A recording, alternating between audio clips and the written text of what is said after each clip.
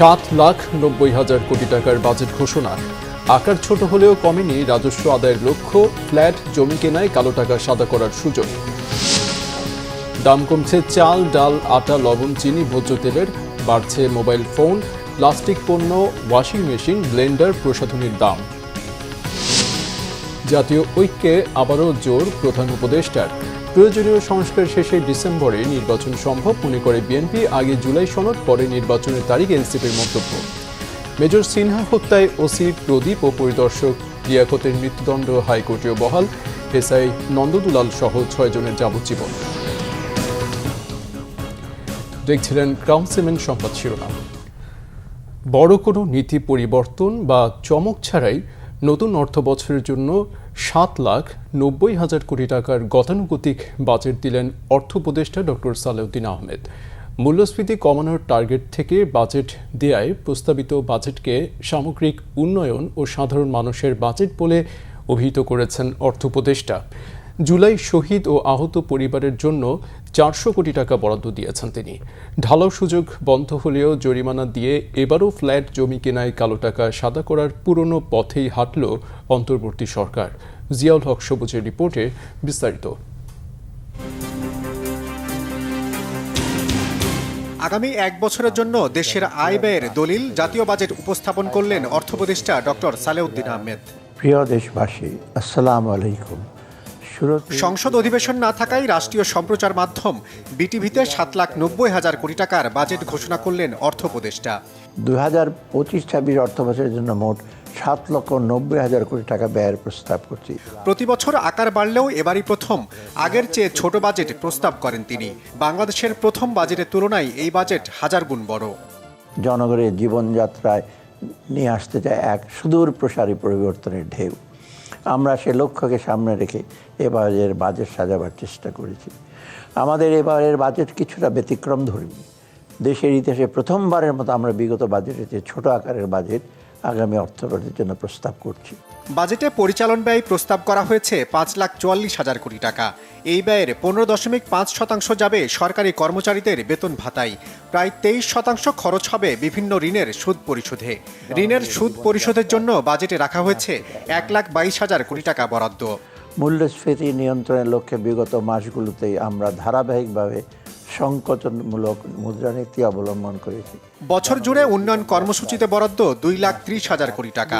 এর মধ্যে পরিবহন ও যোগাযোগ খাতের বরাদ্দ 24%, স্বাস্থ্যে 7.1%, শিক্ষায় 18.8% এবং বিদ্যুৎ জ্বালানিতে যাবে 9% অর্থ। নতুন বাজেট নিয়ে খুব বেশি পরীক্ষা নিরীক্ষার মধ্যে যাননি অর্থ উপদেষ্টা। খরচ সামলাতে রাজস্ব আয়ের টার্গেট ধরা হয়েছে 5,64,000 কোটি টাকা। বিপুল অর্থের মধ্যে এনবিআরকে আয় করতে হবে 4,99,000 কোটি টাকা। রাজস্ব বোর্ডের মাধ্যমে 4,99,000 কোটি টাকা এবং অন্যান্য উৎস হতে 65,000 কোটি টাকা সংগ্রহ করার প্রস্তাব করছি। বাজেটে জুলাই অভ্যুত্থানে শহীদ পরিবারের জন্য 405 কোটি 20 লাখ টাকা বরাদ্দের প্রস্তাব দিয়েছেন অর্থ উপদেষ্টা। সরকারি কর্মচারীদের জন্য বিশেষ সুবিধার পরিমাণ বাড়ানোর প্রস্তাবও দেন তিনি। বাজেটে জিডিপি প্রবৃদ্ধির লক্ষ্য ধরা হয়েছে 5.5%, আর মূল্যস্ফীতি 6.5%-এর মধ্যে নিয়ন্ত্রণের টার্গেট সেট করেছেন অর্থ উপদেষ্টা। প্রবৃদ্ধি কেন্দ্রিক ধারণা থেকে সরে এসে আমরা চেষ্টা করেছি সামগ্রিক উন্নয়নের ধারণার জোর দিতে।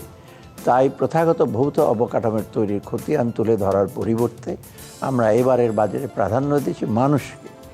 মৌলিক অধিকারের নিশ্চয়তা, সুন্দরভাবে বেঁচে থাকার জন্য প্রয়োজনীয় ব্যবস্থা, জীবিকার নিরাপত্তা এবং বৈষম্যহীন পরিবেশ।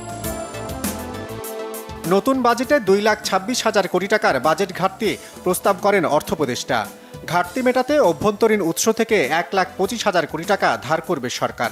এর মধ্যে ব্যাংক ব্যবস্থা থেকে 1,04,000 কোটি এবং সঞ্চয়পত্র বিক্রি করে নেওয়া হবে 12,500 কোটি টাকা। নতুন বাজেটে ব্যক্তি শ্রেণীর করমুক্ত আয়সীমা 1 টাকাও বাড়ানো না হলেও পরের 2 অর্থ বছরে 25,000 টাকা বাড়ানোর ঘোষণা আগাম দিয়ে রাখলেন অর্থ উপদেষ্টা। পুঁজিবাজারে তালিকাভুক্ত নয় এমন প্রতিষ্ঠানের কর্পোরেট কর 2.5% বাড়ানোর প্রস্তাব করেছেন তিনি। তবে এবারের বাজেটে নেই সড়ক, মহাসড়ক, সেতু বা মেট্রো রেল তৈরির নতুন কোনো প্রকল্প। তাই সংকোচনমূলক বাজেট সাধারণ মানুষের মনে স্বস্তি দেবে এমনটাই আশা করছেন অর্থ উপদেষ্টা। উচ্চ প্রবৃদ্ধি বা মেগা প্রকল্প বাস্তবায়নের উচ্চাভিলাষী স্বপ্ন নয়, সাধারণ মানুষকে মূল্যস্ফীতির অসহনীয় চাপ থেকে সুরক্ষা দেয়া এবং বিনিয়োগ বাড়ানোর মূল মন্ত্র নিয়েই নতুন বাজেট দিলেন অর্থ উপদেষ্টা। কিন্তু জাতীয় নির্বাচনকে ঘিরে আগামী দিনগুলোতে রাজনৈতিক অস্থিরতা বাড়লে তার সেই আশা কতটা পূরণ হয় তা নিয়ে অনিশ্চয়তা থেকেই যাচ্ছে। জিয়াউল হক সবুজ, বাংলা ভিশন, ঢাকা। ইতিহাসের প্রথমবারের মতো এবার বাজেটের আকার আগের অর্থ বছরের চেয়ে কিছুটা ছোট করা হলেও রাজস্ব আদায়ের লক্ষ্য কমানো হয়নি। বাস্তবতার নিরিখে প্রণয়নের চেষ্টায় অর্থ উপদেষ্টা অবশ্য বাজেটে ঘাটতি কম রেখেছেন। জাতীয় রাজস্ব বোর্ডকে আদায়ের লক্ষ্য দেওয়া হয়েছে আগের বছরের চেয়ে ৩৫,৫০০ কোটি টাকা বেশি। গোলাম মইনুল আহসানের রিপোর্টে বিস্তারিত। শুরু থেকেই আমরা সর্বোচ্চ আন্তরিকতা দিয়ে চেষ্টা করেছি এসব। এবার অর্থ উপদেষ্টা ডক্টর সালেউদ্দিন আহমেদ আগে থেকে জানিয়ে আসছিলেন বাজেটের আকার বড় দেখানোর চেষ্টা করা হবে না, আর বাজেটে ঘাটতি রাখা হবে কম। বার্ষিক উন্নয়ন কর্মসূচি এডিবিতে নেওয়া হবে না অপ্রয়োজনীয় প্রকল্প, একই সাথে রাষ্ট্রীয় ব্যয় করা হবে যুক্তিকরণ। এরপর অর্থের সংস্থানে বড় অঙ্কের রাজস্ব আদায়ের পরিকল্পনার দিকে হাঁটতে হচ্ছে অর্থ উপদেষ্টাকে। কর ন্যায্যতা প্রতিষ্ঠায় অর্থ দেশীয় উচ্চ বৈদেশিক অনুদান মিলে এবার ৫,৬৯,০০০ কোটি টাকা পেতে যায় অন্তর্বর্তী সরকার। এতে রাজস্ব আয় ধরা হয়েছে ৫,৬৪,০০০ কোটি টাকা। এর মধ্যে এনবিআর কে আদায়ের টার্গেট দেওয়া হয়েছে ৪,৯৯,০০০ কোটি টাকা। বাকি অর্থ এনবিআর বহির্ভূত কর থেকে ১৯,০০০ কোটি টাকা ও ৪৬,০০০ কোটি টাকা অর্থ উপদেষ্টা পেতে চান কর বহির্ভূত উৎস থেকে। করের বাইরে ৫,০০০ কোটি টাকা হিসাব করা হয়েছে বৈদেশিক অনুদান থেকে। অনুদান বাদে বাজেটে ঘাটতি ধরা হয়েছে ৩.৬%, যা টাকার অঙ্কে দাঁড়ায় ২,২৬,০০০ কোটি টাকা। ঘাটতির সবচেয়ে বড় অংশ ১,৩৫,০০০ কোটি টাকা নেওয়ার পরিকল্পনা বৈদেশিক ঋণ থেকে, বাকিটা নেওয়া হবে অভ্যন্তরীণ ঋণ থেকে, যার পরিমাণ ১,২৫,০০০ কোটি টাকা। ব্যাংক খাতের দুর্দশার কারণে এবার ব্যাংক ব্যবস্থা থেকে খুব বেশি ঋণ নিতে চায় না সরকার। এরপরও ব্যাংক থেকে নেওয়ার পরিকল্পনা ১,০৪,০০০ কোটি টাকা, আর সঞ্চয়পত্র থেকে সরকার নিতে চায় ১২,৫০০ কোটি টাকা। শতাংশের হিসেবে সবচেয়ে বেশি অর্থ পাওয়ার লক্ষ্য ভ্যাট থেকে, যা ৩৭.৮%, আয়কর থেকে ৩৬.৫%। এছাড়া আমদানি শুল্ক ও সম্পর্ক শুল্ক থেকে যথাক্রমে ১৩.৭% ও ১০.৩% নেওয়ার টার্গেট করা হয়েছে। ভ্যাট থেকে অর্থ পাওয়ার লক্ষ্য ১,৮৮,৫১৮ কোটি টাকা, আয়কর থেকে ১,৮২,০০১ কোটি টাকা। এরপর সর্বোচ্চ অর্থ আদায়ের খাতগুলো সম্পর্ক শুল্ক থেকে ৬৮,২৪৪ কোটি টাকা ও আমদানি থেকে ৫১,৪৩৮ কোটি টাকা। আবগারি শুল্ক থেকে পাবার আশা ৬,০৯১ কোটি টাকা।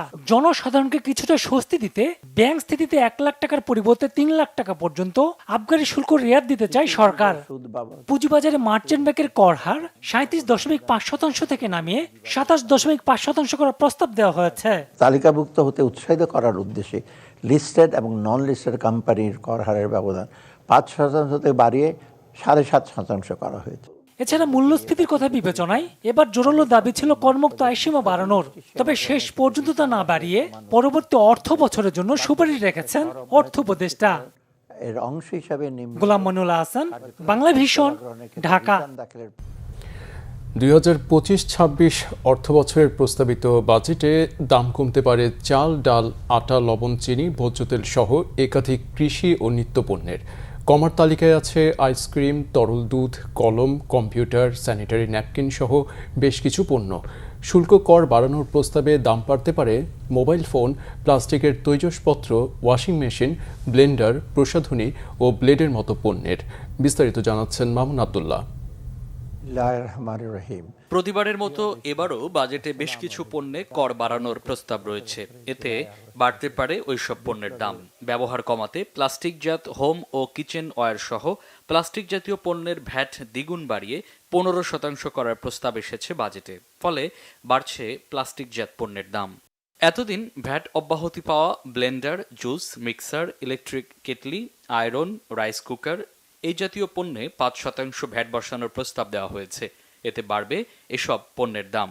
এছাড়া সিগারেট, অনলাইনে কেনাকাটা, দেশে তৈরি মোবাইল ফোন, বল পয়েন্ট কলম সহ বেশ কিছু পণ্যের দাম বাড়বে। বেশ কিছু প্রসাধনী আমদানিতে বাড়ানো হয়েছে শুল্ক, ফলে বাড়বে লিপস্টিকের মতো পণ্যের দাম। উৎপাদন পর্যায়ে ভ্যাট ২.৫% বাড়িয়ে ৭.৫% করায় বাড়বে ব্লেডের দামও। হেলিকপ্টার আমদানি শুল্ক 10% থেকে বাড়িয়ে 37% করা হতে পারে। ফলে হেলিকপ্টারে যাতায়াতের ভাড়া বাড়বে। কনভেনশন হল, কনফারেন্স সেন্টারের সেবার ক্ষেত্রে উৎসে কর কর্তন 5% থেকে বাড়িয়ে 10% করা হচ্ছে। এতে বাড়বে বিয়েসহ বিভিন্ন সামাজিক অনুষ্ঠানের খরচ। একাধিক গাড়ি থাকলে সিসি ভেদে 25,000 থেকে 3 লাখ টাকা পর্যন্ত পরিবেশ সারচার্জের বিধান ছিল এতদিন। এটি বাড়িয়ে 3,50,000 টাকা করার প্রস্তাব দেওয়া হয়েছে নতুন বাজেটে। বাড়বে বাড়ি নির্মাণের খরচ। সিমেন্ট শিট উৎপাদন পর্যায়ে ভ্যাট 5% থেকে বাড়িয়ে 15% করার প্রস্তাব এসেছে বাজেটে। 4/3 হুইলারে ভ্যাট বাড়িয়ে প্রস্তাব দেওয়া হয়েছে 7.5% করার। সুতা, কৃত্রিম আঁশ ও অন্যান্য আঁশের সংমিশ্রণের তৈরি ইয়ার্নের উৎপাদন পর্যায়ে ভ্যাট বাড়ানোর প্রস্তাব এসেছে বাজেটে। এবারে রমজান মাসে নিত্য প্রয়োজনের পণ্যের বাজার স্মরণকালের মধ্যে সবচেয়ে স্থিতিশীল ছিল। এ ধারা অব্যাহত থাকলে এই জুন মাসেই পয়েন্ট টু পয়েন্ট মূল্যস্ফীতি 8% কোঠায় নেমে আসবে। একই সঙ্গে কর ছাড় সহ কিছু সুবিধাও পাবে কোনো খাত। এর ফলে ওইসব খাতের পণ্যের দাম কমতে পারে।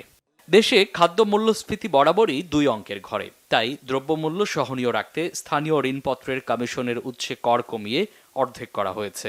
এর ফলে চাল, ডাল, আটা, লবণ, চিনি, ভোজ্য তেল সহ একাধিক কৃষি ও নিত্য প্রয়োজনীয় পণ্যের দাম কমতে পারে। যাত্রী সেবার মান বাড়াতে 16 থেকে 40 আসনের বাসের জন্য আমদানি শুল্ক 10% থেকে 5% নামিয়ে আনার প্রস্তাবনা দেওয়া হয়েছে। ফলে যাত্রীবাহী বাসের দাম কমতে পারে। পরিবেশ বান্ধব পণ্য যেমন সুপারির খোল দিয়ে তৈরি তৈজসপত্র ও হাতে তৈরি মাটির পণ্যে ভ্যাট অব্যাহতির প্রস্তাব রাখা হয়েছে প্রস্তাবিত বাজেটে। কম্পিউটার ও কম্পিউটারের যন্ত্রাংশ এবং সব ধরনের ফল ক্রয়ের জন্য স্থানীয় ঋণপত্রের কমিশনের উপর উৎসে কর 1% থেকে কমিয়ে 0.50% করার প্রস্তাব এসেছে। ফলে দাম কমবে এসব পণ্যের। দাম কমবে আইসক্রিমের। মূল্য হ্রাসের তালিকায় আছে ক্যান্সারের ওষুধ ও ইনসুলিন। বাজেটে ভ্যাট অব্যাহতি দেওয়া হয়েছে এলএনজি আমদানিতে। বর্তমানে এলএনজি আমদানিতে 15% ভ্যাট ও 2% অগ্রিম কর দিতে হয়। আবার গ্রাহক পর্যায়ে বিক্রির সময় 15% ভ্যাট ও 2% উৎসে কর দিতে হয়। এছাড়া বাইরেও এলএনজি মার্জিনের বিল পরিশোধের সময় গ্যাস বিতরণ সংস্থার কাছ থেকে 5% উৎসে কর কাটা হয়। আমদানি পর্যায়ে ভ্যাট অব্যাহতির ফলে বিদ্যুৎ, শিল্পের উৎপাদন ও পরিবহন খাতে ব্যয় কমতে পারে। এছাড়া স্যানিটারি ন্যাপকিন, প্যাকেটজাত তরল দুধ, পলিপ্রোপাইলিন, স্ট্যাপল ফাইবারে ভ্যাট অব্যাহতির প্রস্তাব করা হয়েছে। ই বাইকের উৎপাদন ও উপকরণ আমদানি, ফ্রিজ, এসির কম্প্রেসার উৎপাদনের উপকরণ আমদানিতে ভ্যাট অব্যাহতির প্রস্তাব করা হয়েছে বাজেট প্রস্তাবনায়। এছাড়া জমি ও ফ্ল্যাট বেচাকেনায় নিবন্ধন খরচ ও উৎসে কর কমানোর প্রস্তাব রয়েছে 2025-26 অর্থবছরের বাজেট প্রস্তাবনায়। মামুন আব্দুল্লাহ, বাংলা ভিশন, ঢাকা। প্রধান উপদেষ্টা ডক্টর মোহাম্মদ ইউনূস বলেছেন, কিছু বিষয়ে দূরত্ব ঘোচানোই রাজনৈতিক দলগুলোকে নিয়ে জাতীয় ঐকমত্য কমিশনের 2য় দফার বৈঠকের উদ্দেশ্য। আর বিএনপি বলছে, সংবিধান ছাড়া অন্য সব সংস্কার 1 মাসের মধ্যেই সম্ভব, ডিসেম্বরের মধ্যেই নির্বাচন সম্ভব। জামাতের দাবি, ডিসেম্বর থেকে এপ্রিলের মধ্যে নির্বাচন। জুলাই সনদের আগে নির্বাচনের তারিখ ঘোষণা চায় না এনসিপি। আরও জানাচ্ছেন জাহাঙ্গীর আখন্দ। সোমবার বিকেলে বাংলাদেশ ফরেন সার্ভিস একাডেমিতে রাজনৈতিক দলগুলোর সাথে 2য় দফায় আলোচনার সূচনা করে জাতীয় ঐকমত্য কমিশন। এতে সভাপতিত্ব করেন প্রধান উপদেষ্টা ডক্টর মোহাম্মদ ইউনূস। সভায় বিএনপি, জামায়াত, এনসিপি, গণ অধিকার পরিষদ, এবি পার্টি, বিপ্লবী ওয়ার্কার্স পার্টি, গণসংহতি আন্দোলন, জাতীয় সমাজতান্ত্রিক দল জেএসডি সহ প্রায় 28টি দল অংশ নেয়। সভার শুরুতেই প্রধান উপদেষ্টা তার বক্তব্যে বলেন, কোনো বিভক্তির রাজনীতি নয়, জনগণ ঐক্যবদ্ধ রাজনীতি চায়। সব মিলিয়ে শেষ পর্যন্ত আমরা জুলাই সনদ করব, এইটাই হলো আমাদের লক্ষ্য, যেখানে আমরা সবার ঐক্যমত্যগুলো তুলে ধরব। দ্বিতীয় পর্ব হলো অনেকগুলো বিষয় আছে কাছাকাছি এসে গেছি, আরেকটু হলে আমাদের তালিকাতে আরেকটা সুপারিশ যুক্ত হয় ওই ঐক্যমত্যের সুপারিশে। তো এই সুযোগ যেন আমরা হারিয়ে না ফেলি। আমরা তো এরকম বিভক্তিকরণের প্রক্রিয়ার মধ্যে রাজনীতি সৃষ্টি করিনি, আমরা সৃষ্টি করছি ঐক্যবদ্ধ হওয়ার জন্য, দেশের উন্নতির জন্য, দেশের মঙ্গলের জন্য। সভার শেষে দলের অবস্থান তুলে ধরেন বিএনপির স্থায়ী কমিটির সদস্য সালাউদ্দিন আহমেদ। আমরা মনে করি ডিসেম্বরের ভিতরে নির্বাচন অনুষ্ঠান করা জাতীয় সংসদের খুবই সম্ভব এবং এর আগেই জরুরি ভিত্তিতে যে সমস্ত সংস্কার করা প্রয়োজন, বিশেষ করে নির্বাচনমুখী, সেই সংস্কারগুলোকে চিহ্নিত করে আমরা ঐক্যমতের মাধ্যমে সেগুলো বাস্তবায়ন করি। বিশেষ করে সংবিধান সংশোধনী ব্যতি রেখে অন্যান্য সকল সংশোধনী যেগুলো একমত হবে সংস্কার প্রস্তাব, সেগুলো অর্ডিন্যান্সের মাধ্যমে, নির্বাহী আদেশের মাধ্যমে, অফিস আদেশের মাধ্যমে 1 মাসের ভিতরে বাস্তবায়ন করা সম্ভব, সেটা আমরা বুঝিয়ে দিয়েছি। সুতরাং নির্বাচন ডিসেম্বরের পরে যাওয়ার মতো একটিও কারণ উল্লেখ করার মতো নেই। এই বিষয়টা আমরা বোঝাতে সক্ষম হয়েছি। আলোচনা শেষে জামায়াত, এনসিপি সহ বিভিন্ন রাজনৈতিক দলের নেতারা তাদের বক্তব্য তুলে ধরেন। জুলাইয়ের ভিতরে রিফর্মস শেষ হবে, তারপরে একটা জুলাই সনদ হবে যেখানে আমরা সমস্ত পলিটিক্যাল পার্টি নীতিগতভাবে একমত হয়েছি যে সেই চার্টারে আমরা সাইন করব। জুন এবং মে মাস আবহাওয়াগতভাবে নির্বাচন অনুষ্ঠানের জন্য উপযোগী নয়, তাহলে মে জুন বাদ দিলে ওনার যে কমিটমেন্ট আছে, কমিটমেন্টের যে টাইম লাইন সেটা হচ্ছে ডিসেম্বর থেকে এপ্রিল, এর মাঝে একটি রোজা আছে এবং আমরা বলেছি আমরা এর ভিতরেই আপনি একটা ডেট ঘোষণা করবেন। আমরা এই ব্যাপারে খুব রিজিড হতে চাই না, আমরা ফ্লেক্সিবল। জুলাই মাস আসতেছে, 1 বছর পূর্তি হবে আমাদের গণ অভ্যুত্থানের।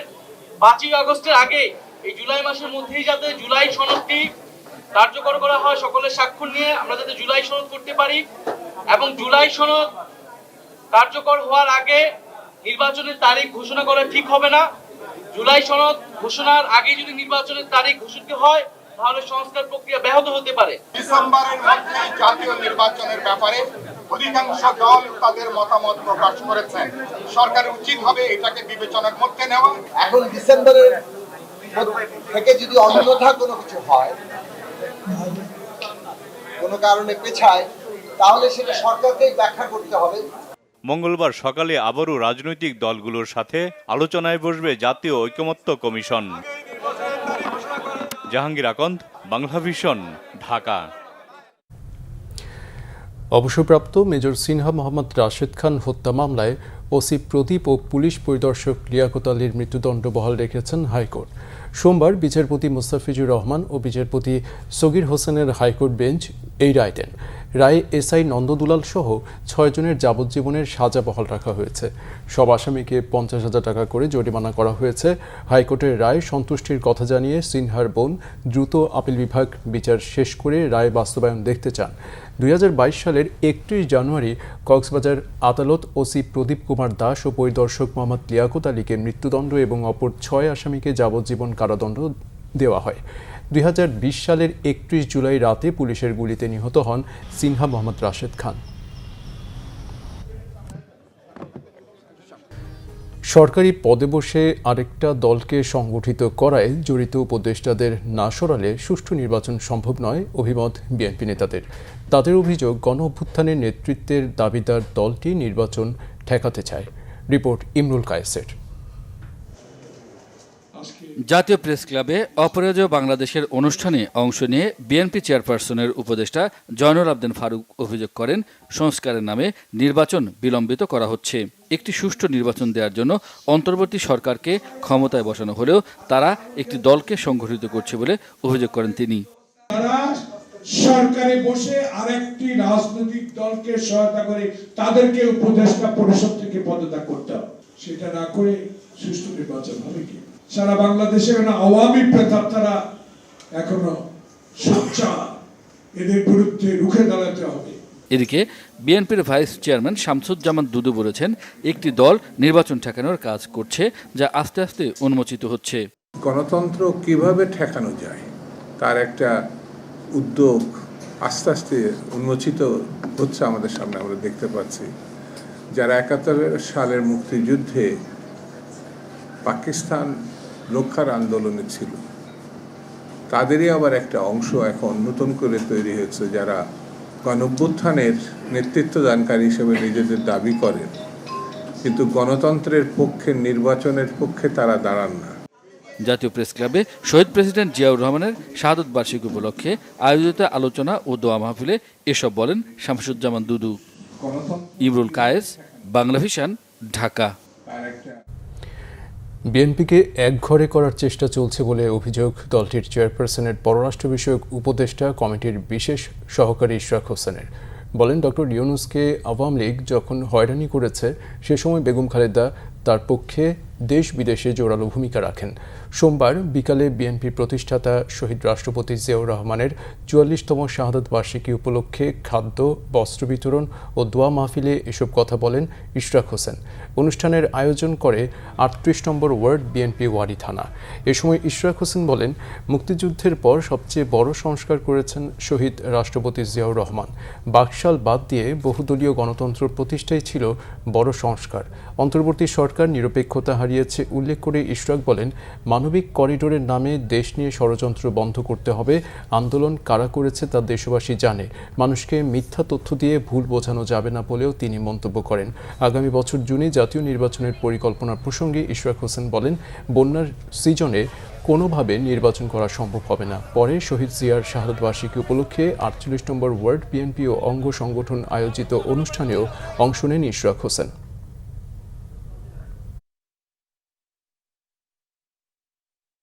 ডক্টর মোহাম্মদ ইউনূস, ওনার পক্ষে বিএনপি কতবার দাঁড়িয়েছে। আমাদের নেত্রী, দেশনেত্রী বেগম খালেদা জিয়া ওনার পক্ষে বারবার কথা বলেছেন, সংসদে দাঁড়িয়ে কথা বলেছেন। যখন খুনি হাসিনা তার বিরুদ্ধে আইনি প্রক্রিয়া চালাচ্ছিল, তার উপরে বিভিন্ন ধরনের মামলা দেয়া হচ্ছিল, তখন তিনি সংসদে দাঁড়িয়ে ডক্টর মোহাম্মদ ইউনূসের ব্যাপারে বক্তব্য দিয়েছেন। আপনারা লক্ষ্য করেছেন বিএনপিকে এক ঘরে করার একটা অপচেষ্টা করা হচ্ছে। বলা হচ্ছে একমাত্র দল যারা নাকি ডিসেম্বরে নির্বাচন চায়, অথচ 50টির অধিক নিবন্ধিত এবং অনিবন্ধিত রাজনৈতিক দল লিখিতভাবে আরো 2 মাস আগে জানিয়ে এসেছে যে তারা ডিসেম্বরেই নির্বাচন চায়। বাংলাদেশ মেডিকেল বিশ্ববিদ্যালয়ে MSMD সহ সকল পোস্ট গ্র্যাজুয়েশন পরীক্ষায় সেগমেন্টাল পাস বাস্তবায়নে দীর্ঘদিন ধরে আন্দোলনের শিক্ষার্থীরা। এ পদ্ধতি না থাকায় ভোগান্তি সইছে তারা। বাধা পড়ছে পর্যাপ্ত বিশেষজ্ঞ চিকিৎসক তৈরিতে। বিস্তারিত ফজলে রাব্বির রিপোর্টে। দেশের চিকিৎসা সেবার মান নিয়ে রোগীদের অভিযোগ বহুদিনের, সেই সঙ্গে বিশেষজ্ঞ ডাক্তারের ব্যাপক স্বল্পতা তো আছেই। এমন বাস্তবতায় স্বাস্থ্য খাতের মান ফেরাতে সেগমেন্টাল পাশের এক দফা দাবিতে বছরখানেক ধরে আন্দোলন করছে বাংলাদেশ মেডিকেল বিশ্ববিদ্যালয়ের পোস্ট গ্র্যাজুয়েট শিক্ষার্থীরা। সকল পোস্ট গ্র্যাজুয়েশন পরীক্ষায় সেগমেন্টাল পাস পদ্ধতির বাস্তবায়ন চায় তারা। পোস্ট গ্র্যাজুয়েশন কোর্সগুলোর পরীক্ষা লিখিত, মৌখিক সহ 3টি পরীক্ষার একটিতে ফেল করলে নতুন করে আবারও 3টি পরীক্ষা দিতে হয়, যা মেডিকেল শিক্ষার্থীদের ফেলছে বাড়তি মানসিক চাপে। 3টা সেগমেন্টের মধ্যে একটা সেগমেন্টে কেউ 1 নাম্বার কম পেল, তাকে দেখা যাচ্ছে যে পরবর্তী 2টা সেগমেন্টে সে পাশ করে গেছে, কিন্তু একটা সেগমেন্টে পাশ না করার কারণে তাকে পরবর্তীবারে আবার 3টা সেগমেন্টই দেওয়া লাগতেছে। আমরা যে পরীক্ষায় যে সেগমেন্টে পাশ করব, এই সেগমেন্টটা যেন আমাদের আর দ্বিতীয়বার না দেওয়া লাগে। এটা যদি সম্ভব হয় সেক্ষেত্রে আমাদের বিশেষজ্ঞ চিকিৎসকের সংখ্যা বাড়বে এবং প্রতি বছর বিশেষজ্ঞ চিকিৎসকের সংখ্যা বাড়বে এবং বাংলাদেশের জনমানুষকে বিশেষজ্ঞ পর্যায়ে চিকিৎসা সেবা দেওয়া এটা আরও বেশিভাবে দেওয়া সম্ভব হবে। শিক্ষার্থীদের এমন দাবি বাস্তবায়নের যুক্তি নিয়ে বাংলা ভিশনের সাথে কথা হয় বাংলাদেশ মেডিকেল বিশ্ববিদ্যালয় কর্তৃপক্ষের। জানানো হয় সেগমেন্টাল পাস পদ্ধতি বাস্তবায়নে গঠন করা হয়েছে কমিটি, দ্রুতই আসবে ফয়সালা। এইটা যেহেতু একটা সেন্সিটিভ ইস্যু, আপনি তো মেডিকেল সায়েন্স আপনি নিজেই বুঝতেছেন আর কি। আমাদের আসলে এখন আমরা আসলে কোয়ান্টিটির দিকে যাচ্ছি, কোয়ালিটির দিকে কিছু নজর দিচ্ছি না। যেই কারণেই আসলে আমাদের একাডেমিক কাউন্সিল সবাই মিলে আমরা সর্বসম্মতিক্রমে ওনার যে সিদ্ধান্ত নেয় ওই সিদ্ধান্তটাই আমরা আমাদের মাননীয় ভাইস চ্যান্সেলরকে আমরা জানাই। ছাত্ররা দাবি করেছে, এই দাবির সাথে আমরা একত্রতা পোষণ করে আমরা কমিটি গঠন করে দিয়েছি। কমিটি যে রেজাল্টটা দেবে সেটা হচ্ছে আমার সে হবে। আমি যদি এখন কিছু বলি, তার মানে তো আমি কমিটির উপরে আমি একটা আমার নিজের ধারণাটাকে ইম্পোজ করে দিলাম, এটা তো কখনই আমি বলতে পারি না। এদিকে চলতি বছরের শুরুতেই এই দাবি বাস্তবায়নের কথা থাকলেও গ্রাহ্য করেনি বিশ্ববিদ্যালয়ের প্রশাসন, এমন অভিযোগ শিক্ষার্থীদের। ফজলে রাব্বি, বাংলা ভিশন, ঢাকা। পৌরসভার বৈধ মেয়র দাবি করে মামলা দায়েরের জন্য আবেদন করেছেন 2021 সালের 30 জানুয়ারির তৃতীয় ধাপের নির্বাচনে গৌরনদী পৌরসভায় বিএনপি মনোনীত প্রার্থী শরীফ জহির সাজ্জাদ হান্নান। বরিশাল প্রথম যুগ্ম জেলা দায়রা জজ আদালতে দুপুরে এ মামলা দায়ের করেন বিএনপি নেতা শরীফ জহির সাজ্জাদ হান্নান। এ সময় আদালতের বিচারক মোহাম্মদ ইউনুস খান আবেদনটি পরবর্তী শুনানির জন্য রেখে দিয়েছেন। বিষয়টি নিশ্চিত করেছেন বাদীপক্ষের আইনজীবী অ্যাডভোকেট আজাদ রহমান। বর্তমানে গৌরনদী উপজেলা বিএনপির সদস্য সচিব হিসেবে দায়িত্ব পালন করছেন তৎকালীন বিএনপি মনোনীত মেয়র প্রার্থী শরীফ জহির সাজ্জাদ হান্নান। 2021 সালের 30 জানুয়ারি গৌরনদী পৌরসভার নির্বাচনে অনিয়ম ও ভোট কারচুপির অভিযোগ এনে তৎকালীন ধানের শীষ মার্কার মেয়র প্রার্থী জহির সাজ্জাদ হান্নান ভোট বর্জন করেছিলেন। মার্কেন্টাইল ব্যাংক পিএলসি 26তম প্রতিষ্ঠাবার্ষিকী উদযাপন করেছে। এ উপলক্ষে ব্যাংকটির প্রধান কার্যালয়ে আয়োজিত অনুষ্ঠানে প্রধান অতিথি ছিলেন ব্যাংকের চেয়ারম্যান মোহাম্মদ আনোয়ারুল হক। উপস্থিত ছিলেন ভাইস চেয়ারম্যান আলহাজ আকরাম হোসেন হুমায়ুন, মোহাম্মদ আব্দুল হান্নান, নির্বাহী কমিটির চেয়ারম্যান এম.এ. খান বেলাল, ঝুঁকি ব্যবস্থাপনা কমিটির চেয়ারম্যান মোহাম্মদ আব্দুল আওয়াল, পরিচালক আলহাজ মোশাররফ হোসেন এবং ব্যবস্থাপনা পরিচালক মতিউল হাসান। অনুষ্ঠানে আরও উপস্থিত ছিলেন উপব্যবস্থাপনা পরিচালক মোহাম্মদ জাকির হোসাইন, শামীম আহমদ, অসীম কুমার সাহা ও doctor Mohammad Zahid Hossain, CFO doctor Tapas Chandra Pal, Shah Mohammad Sohel Khurshid, Mohammad Iqbal Rezwan ও মোহাম্মদ আব্দুল হালিম সহ ব্যাংকের ঊর্ধ্বতন নির্বাহী ও কর্মকর্তারা। আমরা সংবাদ শেষ করছি ক্রাউন সিমেন্ট শিরোনামগুলো আরেকবার জানিয়ে দিয়ে। 7,90,000 কোটি টাকার বাজেট ঘোষণা, আকার ছোট হলেও কমেনি রাজস্ব আদায়ের লক্ষ্য, ফ্ল্যাট জমি কেনায় কালো টাকা সাদা করার সুযোগ। দাম কমছে চাল, ডাল, আটা, লবণ, চিনি, ভোজ্য তেলের, বাড়ছে মোবাইল ফোন, প্লাস্টিক পণ্য, ওয়াশিং মেশিন, ব্লেন্ডার, প্রসাধনীর দাম। জাতীয় ঐক্যে আবারও জোর, প্রধান উপদেষ্টার প্রয়োজনীয় সংস্কার শেষে ডিসেম্বরে নির্বাচন সম্ভব মনে করে বিএনপি, আগে জুলাই সনদ, পরে নির্বাচনের তারিখ এনসিপির মন্তব্য। মেজর সিনহা হত্যায় ওসি প্রদীপ ও পরিদর্শক লিয়াকতের মৃত্যুদণ্ড, হাইকোর্টেও বহাল, এসআই নন্দদুলাল সহ 6 জনের যাবজ্জীবন। এই ছিল এখনকার মতো। পরের সংবাদ সকাল 7:30টায় দেখার আমন্ত্রণ রইল। এছাড়া বাংলা ভিশন সংবাদ ও সংবাদ সংশ্লিষ্ট অনুষ্ঠান দেখতে ভিজিট করুন www.bvnews24.com ও facebook.com/banglavisionnews-এ এবং সাবস্ক্রাইব করুন youtube.com/banglavisionnews। এতক্ষণ সাথে থাকায় ধন্যবাদ।